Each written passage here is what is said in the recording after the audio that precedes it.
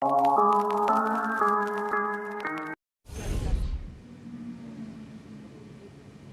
yang dikeluarkan.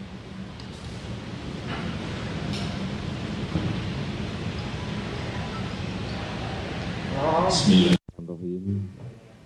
Assalamualaikum warahmatullahi wabarakatuh. Selamat sore, salam sejahtera bagi kita semuanya. Om Swastiastu, Namo Buddhaya, salam kebajikan. Sebangsa dan setanah air, penyebaran COVID-19 telah benar-benar memperlambat perekonomian dunia, termasuk perekonomian di negara kita Indonesia. 186 negara telah terpapar virus corona. Pemerintah terus bekerja keras untuk mengantisipasi hal ini, untuk mempertahankan daya beli masyarakat, untuk mengurangi risiko PHK, dan mempertahankan produktivitas ekonomi, produktivitas masyarakat di seluruh wilayah tanah air Indonesia.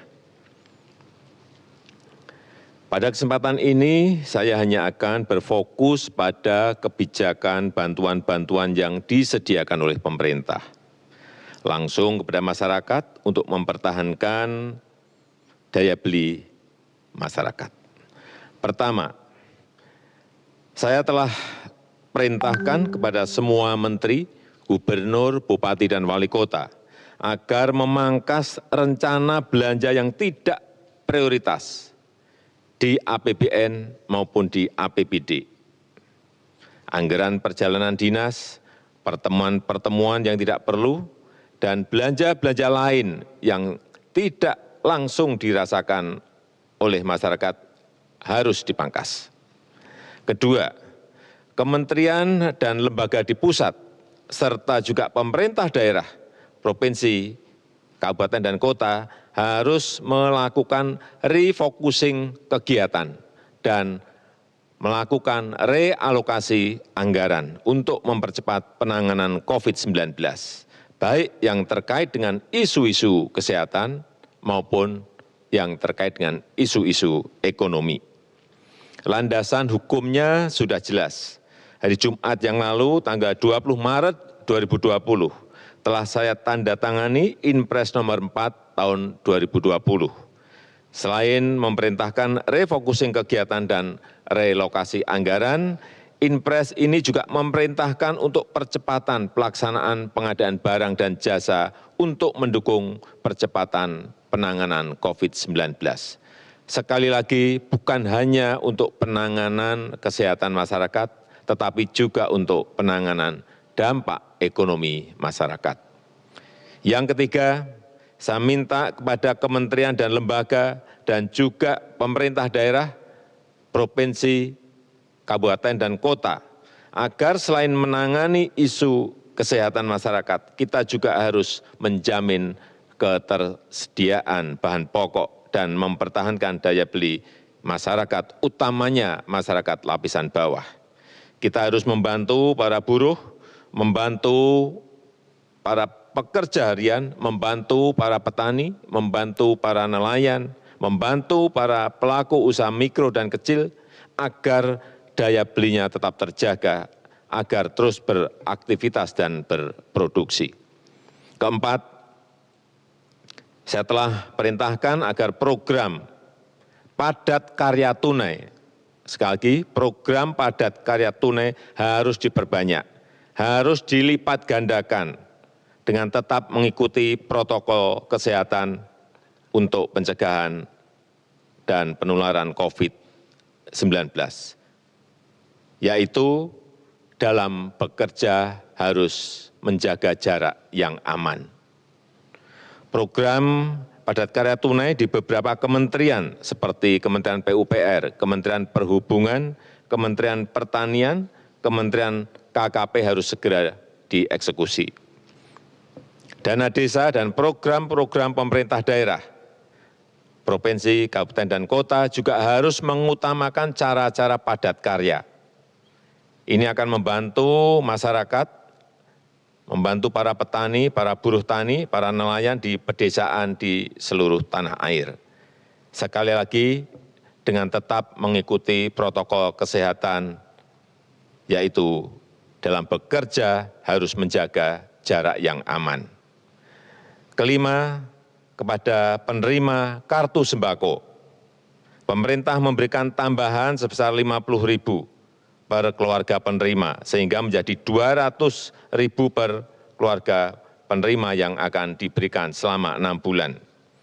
Anggaran yang dialokasikan adalah sebesar 4,56 triliun rupiah.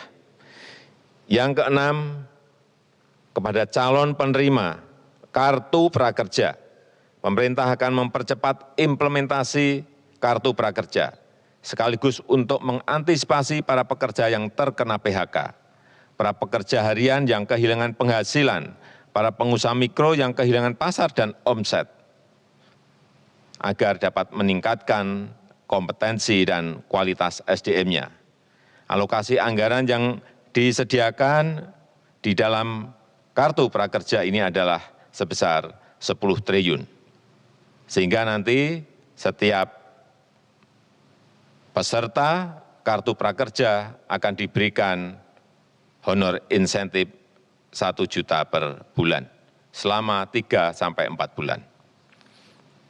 Yang ketujuh, untuk membantu daya beli pekerja di sektor industri pengolahan, pemerintah akan membayar PPh pasal 21 yang selama ini dibayar sendiri oleh para pekerja, dalam rangka memberikan tambahan penghasilan kepada pekerja di industri pengolahan.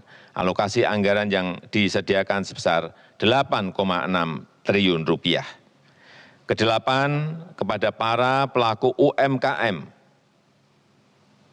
OJK, Otoritas Jasa Keuangan, akan memberikan relaksasi kredit UMKM untuk nilai kredit di bawah 10 miliar untuk tujuan usaha, baik itu kredit yang diberikan oleh perbankan maupun oleh industri keuangan non-bank. Asalkan digunakan untuk usaha, akan diberikan penurunan bunga dan penundaan cicilan sampai 1 tahun.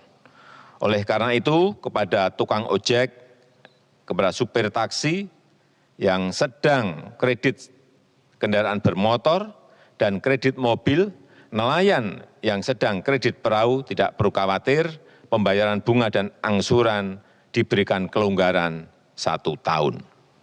Dan pihak perbankan maupun industri keuangan non-bank dilarang mengejar-ngejar angsuran, apalagi menggunakan jasa penagihan atau debt collector.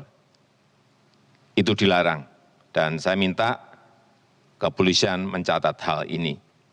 Kesembilan, kepada masyarakat berpenghasilan rendah yang sedang melakukan kredit kepemilikan rumah bersubsidi, pemerintah juga memberikan 2 stimulus, yaitu pemerintah memberikan subsidi selisih bunga selama 10 tahun.